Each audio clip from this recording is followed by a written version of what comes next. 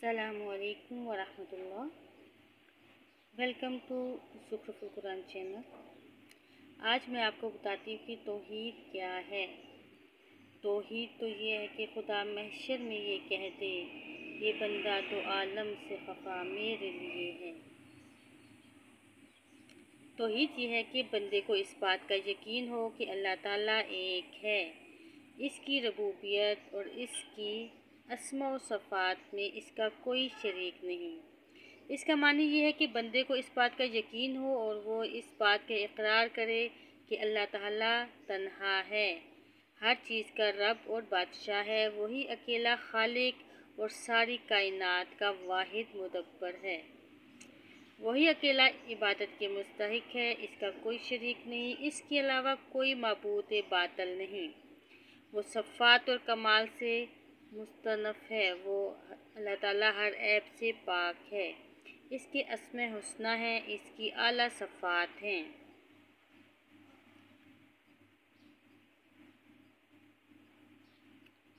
कुरान पाक में अल्लाह ताला फरमाते हैं, लैसा कमिस्लिही शैउन व हुवस्समीउल अलीम, इस जैसी कोई चीज़ नहीं और वो सुनने वाला देखने वाला है।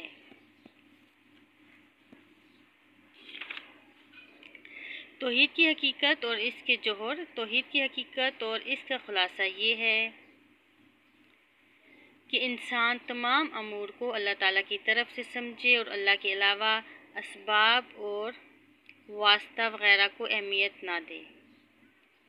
वो खैर और शर और नफ़ा और नुकसान वगैरह को अल्लाह ही की तरफ से समझे, सिर्फ इसी की इबादत करे और इसी के साथ अल्लाह के साथ किसी को शरीक न ठहराए।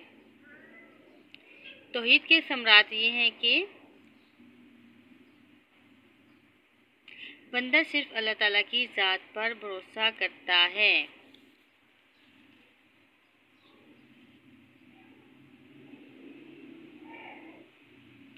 मखलूक की शिकायत करना छोड़ देता है और इनको लानत मलामत नहीं करता, बल्कि अल्लाह के फैसले और हुक्म पर राज़ी रहता है, इसके सामने सर तस्लीम खम कर देता है और अल्लाह से मोहब्बत करने लगता है। तौहीद रबूबियत का इकरार इंसानी फितरती तौर पर इस अजीम कायनात को देखकर करता है, लेकिन इसका इकरार अल्लाह पर ईमान लाने और अजाब से निजात पाने के लिए काफ़ी नहीं। इब्लीस भी तौहीद और रबूबियत का कायल था और मुशरिकीन भी इस तौहीद को मानते थे, लेकिन ये इकरार इनको कुछ फ़ायदा नहीं पहुंचाएगा, क्योंकि इन्होंने एक अल्लाह की इबादत करने का इकरार नहीं किया। लिहाजा जिस शख्स ने सिर्फ तौहीद रबूबियत का इकरार किया वो मोहिद और मुस्लिम नहीं, इसका माल इस वक्त तक महफूज नहीं जब तक वो तौहीद अलवहियत का इकरार ना करे। वो पहले इस बात की गवाही दे कि अल्लाह के सिवा कोई माबूद नहीं, फिर इस बात का इकरार करे कि सिर्फ अल्लाह ताला ही तमाम इबादत का मुस्तहिक है, ना कि कोई और। फिर वो सिर्फ अल्लाह की इबादत करे जिसका कोई शरीक नहीं।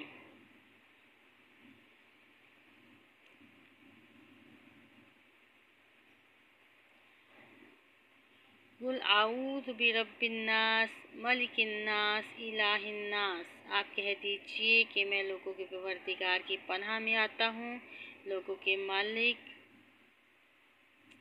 और लोगों के माबूद की पनाह में। कभी इनमें से एक बयान किया जाता है, इस वक्त दोनों का मानी एक होता है, जैसे कि अल्लाह ताला का ये कौल है, कुल अगैरुल्लाहि अबगी रब्बन व हुवा रब्बु कुल्लि शै, आप फरमा दीजिए कि क्या मैं अल्लाह के सिवा किसी और को रब तलाश करूं, हालांकि वो हर चीज़ का मालिक है। तौहीद रबूबियत तौहीद अलवहियत को भी लाज़म है। लिहाजा जिसने इस बात का इकरार किया कि अल्लाह ताला अकेला रब, खालिक, मालिक और राज़िक है, तो इस पर लाजिम है कि इस बात का भी इकरार करे कि तन्हा इबादत के लायक भी वही ज़ात है, वही अल्लाह है। फिर सिर्फ अल्लाह को पुकारे, इसी से फरियाद करे, सिर्फ इसी पर भरोसा करे और इबादत की कोई किस्म गैरुल्लाह के लिए ना करे, बल्कि सिर्फ अल्लाह के लिए करे। अरशाद बारी ताला है, الذین آمنوا ولم یلبسوا ایمانہم بظلم اولئک لہم الامن وہم مہتدون۔ جو لوگ ایمان رکھتے ہیں اور اپنے ایمان کو شرک کے ساتھ آلودہ نہیں کرتے، ایسے ہی لوگوں کے لیے امن ہے اور وہی راہ راست پر چل رہے ہیں۔ حضرت عبادہ بن صامت رضی اللہ تعالیٰ عنہ سے روایت ہے کہ رسول اللہ صلی اللہ علیہ وآلہ وسلم نے فرمایا، جس نے اس بات کی گواہی دی کہ اللہ کے سوا کوئی معبود نہیں، وہ اکیلا ہے، اس کا کوئی شریک نہیں، اور محمد صلی اللہ علیہ وآلہ وسلم اس کے بندے اور رسول ہیں۔ حضرت عیسیٰ اللہ کے بندے، اس کے رسول اور اس کا خاص کلمہ ہے جس کو اللہ تعالیٰ نے حضرت مریم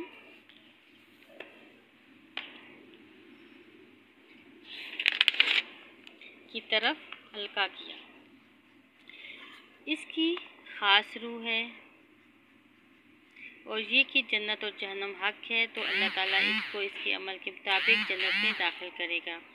حضرت انس بن مالک کہتے ہیں کہ رسول اللہ صلی اللہ علیہ وآلہ وسلم نے کو فرماتے ہوئے سنا کہ اللہ تعالیٰ فرماتا ہے، اے ابن آدم، تو نے مجھے جو پکارا اور مجھ سے جو امید رکھی ہے، اس کی وجہ سے میں نے تمہارے گناہ کو معاف کر دیا۔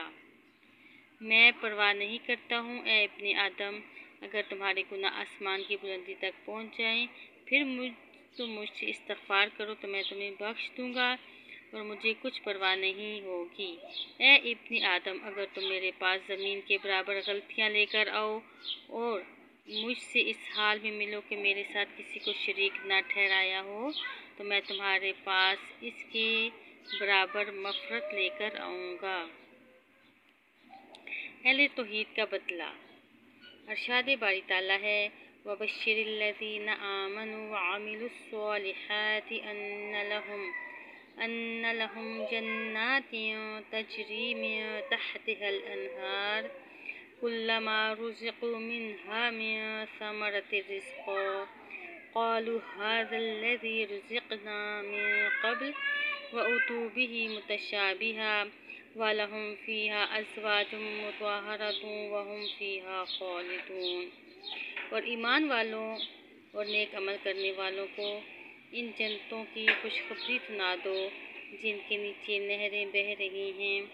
جب انہیں کھانے کے لیے جنت کا کوئی پھل دیا جائے گا تو وہ کہیں گے کہ یہ تو وہی ہے جو ہمیں اس سے پہلے دیا گیا تھا، اور انہیں ایک دوسرے سے ملتے جلتے پھل دیے جائیں گے، اور ان کے لیے بیویاں ہیں صاف ستھری، اور وہ ان جنتوں میں ہمیشہ رہیں گے۔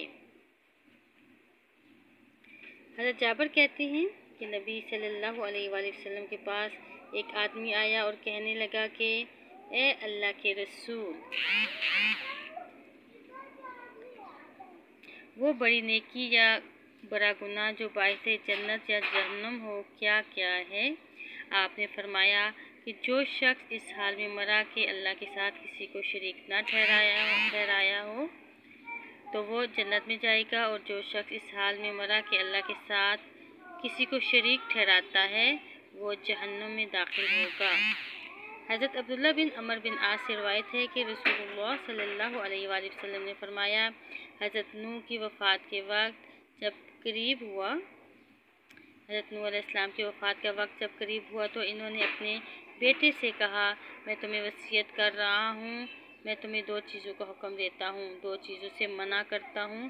میں تمہیں لا الہ الا اللہ کا حکم دیتا ہوں، اس لیے کہ ساتوں زمینوں اور ساتوں آسمان اگر ایک پلڑے میں رکھ دیے جائیں اور لا الہ الا اللہ ایک پلڑے میں رکھ دیا جائے تو لا الہ الا اللہ کا پلڑا بھاری ہو جائے گا، اور اگر ساتوں زمینیں اور ساتوں آسمان ایک مبہب ہلکا بن جائیں تو لا الہ الا اللہ انہیں توڑ دے گا، اور میں تمہیں سبحان اللہ و بحمدہ کہنے کا حکم دیتا ہوں، اس لیے کہ وہ ہر چیز کی تسبیح ہے اور اس کے ذریعے مخلوق کو روزی دی جاتی ہے، اور میں تم کو شرک اور تکبر سے منع کرتا ہوں۔